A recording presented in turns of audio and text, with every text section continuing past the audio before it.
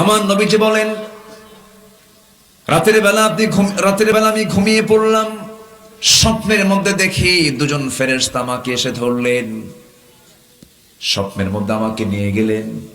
নবীদের স্বপ্ন মিথ্যা না সত্য? মিথ্যা না সত্য? আর আমার আপনার স্বপ্ন সত্য হতে পারে, মিথ্যাও হতে পারে। ইন্নী আরা ফিল মানামি আন্নী আযবাহুক ইন্নী রাআইতু 11 কাওকাবা ওয়াশ-শামসা ওয়াল কামারা রাআইতুহুম লি সাজিদিন। নবীরা যে স্বপ্নই দেখেছেন সেটাই হলো সত্য স্বপ্ন।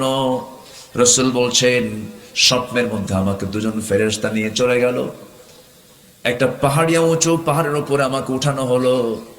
আমি দেখতে পেলাম স্বপ্নের ভিতরে কোন এক আল্লাহর বান্দাকে উপর করে উল্টা করে দুই পা বেঁধে উপরে তাকে বেঁধে রেখেছে, মাথাটা নিচের দিকে, পাটা উপরের দিকে,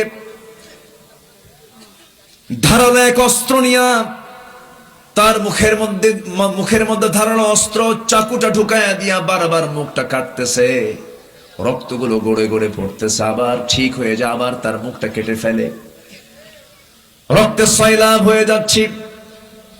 এমন লোমহর্ষক শাস্তি দেখে আমি দুজন ফেরেশতাকে জিজ্ঞাসা করলাম, এই বান্দাটার এমন শাস্তি হওয়ার মূল কারণটা কি বলো তো আমাকে? সেই সময় বলা হলো, এই বান্দা জাগতিক জীবনে ইচ্ছা করে রোজা নষ্ট করত।